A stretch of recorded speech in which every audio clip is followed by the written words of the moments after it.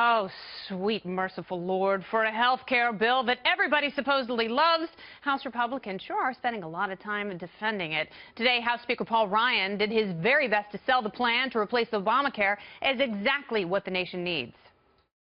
It repeals Obamacare's taxes. It repeals Obamacare's spending. It repeals Obamacare's mandates. It creates a vibrant market where insurance companies compete for your business, where you have lower costs, more choices, and greater control over your health care. And it returns power. This is most important. This returns power from Washington back to doctors and patients, back to states. This is what good conservative health care reform looks like. All right, well, conservative groups have been quick to counter Speaker Ryan on that and many claims. And many Republicans say it's just Obamacare light. Utah GOP Senator Mike Lee said, quote, "This is not the Obamacare repeal bill we've been waiting for. It is a missed opportunity and a step in the wrong direction." So is the House Republican plan dead on arrival, as Senator Rand Paul says it is, or will the fact that the White House supports it be enough to get it through? Let me welcome Fox News special report anchor. It's Bret Baier. Welcome back, Bret. Hey, Kenzie.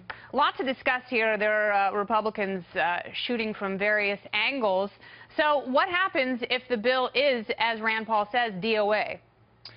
I don't think it is. I think that this is a beginning gambit, a start as they mark up this bill in the House in these two committees, and it is going to change. It's going to evolve. I think that this president and this administration has indicated that they are willing to negotiate on some specifics, and they are not explaining it tremendously well in that it is in three phases. This is the first phase that is built this way because they say it has to get through what's called reconciliation in the Senate. That's 51 votes and not 60. Yeah. Then there's a second phase that deals with regulations being peeled off by the HHS secretary, and that means a lot to businesses. And then the third phase deals with the things that are most talked about: crossing state lines, Medicaid block grants to the states, yeah, things that a lot of conservatives are talking about since the beginning. Yeah, versus Medicaid expansion, which there are some Republicans who are bristling about that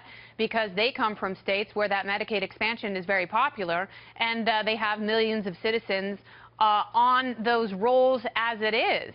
So how do you reconcile conservative groups and members of the House and Senate like Jim Jordan, like Justin Amash, who are saying this is too much big government, with other Republicans who accept the entitlement and say they have to move forward and sacrifice, or rather salvage, their own political futures? Well, I think that you're going to see a lot of pressure put on these folks that are skeptical about this plan. They are going to feel political pressure. Remember that they are going to try to characterize this, the leadership plus the administration, as a binary choice. Yeah. Either you sign on to this or you watch Obamacare crater and fall as insurance companies leave the marketplace. And that cannot happen. Two, in the states that these Freedom Caucus members are from, and even those specific districts, Donald Trump oftentimes, and I think at least 6 members there, won more votes in their district than they did, and overwhelmingly won those states, the counties, by like 80–90% in those states. So what is he going to do? He's going to travel to those states and put the pressure from the bottom up to some of these members and some of these senators to say this is our choice and we have to take it. Yeah, but they do have the numbers on their side, and that they can really upset this apple cart if the 40-plus members of the Freedom Caucus decide to stick together and demand more conservative elements of this legislation, like, you know, getting rid of the tax credits. Yeah, which that's not going to happen, though.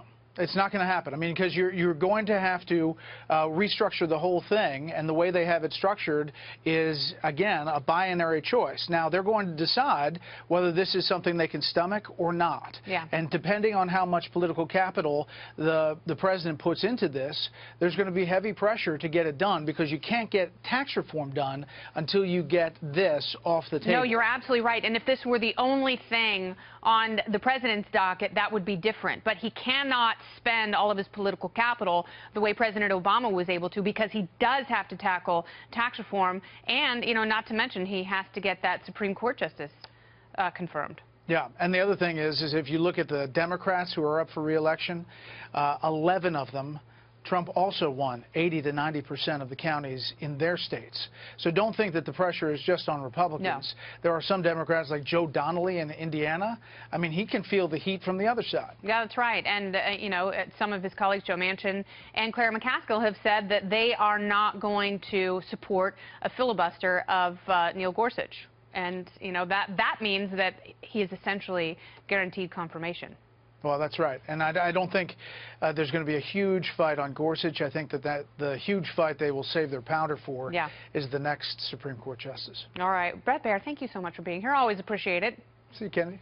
Great way to summit the week on this hump day.